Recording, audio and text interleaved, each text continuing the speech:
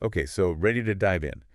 Today we're looking at Josephus, pretty interesting guy, Yeah, definitely. Filipino artist, and his autobiography, actually, Yeah. Josephus, and Autobiography 2025. So, Straight from the yeah, it's source. like straight from the horse's mouth, as they say. Yeah. And he's living in Chiang Mai now. But Which is so cool. I know, right? What a place for an artist to end up. But I mean, not really end up. He seems to be kind of all over the place. that's the thing. This whole idea of home. That's what I found so interesting in the book. Oh, absolutely. It's not like a house. It's like a feeling for him. Exactly. And it comes through in his art, his music, everything he does. Yeah, it's like this undercurrent, this search for home that's not about a location. So from the beginning, you see, he's not your typical artist. Like, he doesn't have this one fixed studio or style. Nope. Way more fluid. He's lived all over, adapted to so many different places. And that comes through in his art, too, right? Like, Yeah. he's not afraid to experiment, blend different styles. Totally. He's picking up influences everywhere he goes, which makes his work so dynamic and unique. Okay, so let's talk about Chiang Mai, because it seems like a pretty important chapter in his life. For sure. I mean, it's like this hub, for artists, and the energy there is palpable in the book. You can really feel it, and he describes it so vividly, but he's not just soaking up the scene, he's really involved. Yeah, the teaching is a big part of it. So he's teaching art to, let me see, grades 4 to 7, right? Yeah, you got it. Which is kind of an interesting choice, why those ages? Right. He doesn't spell it out exactly, but I think it's about inspiring that early creativity. Like planting those seeds, getting them excited about art from a young age. And maybe passing on that idea of home as something you create. I like that. It comes full circle, his own search, and then nurturing that in others. It's like a ripple effect. So, on top of that, he's also freelancing, which I guess is pretty common for artists these days. Yeah, but he's really intentional about the projects he takes on. He mentions that, yeah, only the ones that really resonate with him. It's not just about paying the bills. It's got to be meaningful, feed his creativity. Okay, before we go too far, we have to talk about the music. Oh, yeah, the music. That was a surprise. I know, right?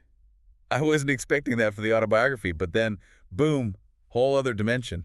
And it ties into his poetry, which I thought was super cool. So he's setting his own poems to music, almost like giving them a second life.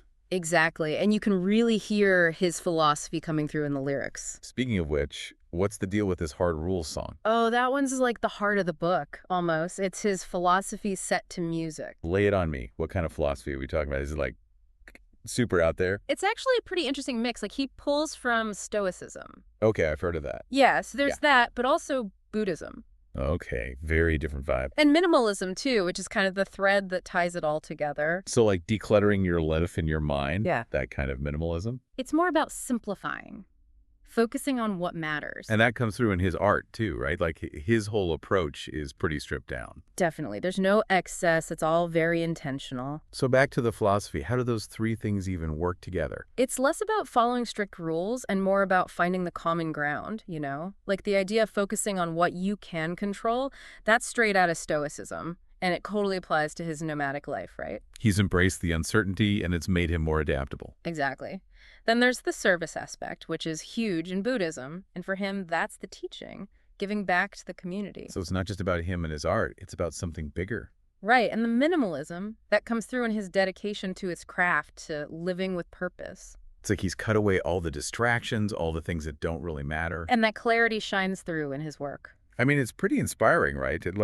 This guy's figured out how to live and create on his own terms. Absolutely. And it challenges us to think about what home really means, Maybe it's not about a place, but a way of being. A state of mind, even. Exactly. And we can create that through our passions, our work, our connection to something bigger than ourselves. So last question. Where does Josephus go from here? Does he have any big plans for the future? He keeps it pretty open-ended, but the sense I get is that he's just going to keep creating. Wherever life takes him. Exactly. And I think there's a lot of freedom in that, a lot of trust in the process. Well, I think that's a great place to leave it. If you're interested in exploring this idea of home and how it could be so much more than just a place, I definitely recommend checking out Josephus's autobiography. And don't forget to give Hard Rules a listen. It really brings his whole philosophy to life. Definitely worth a listen. Until next time.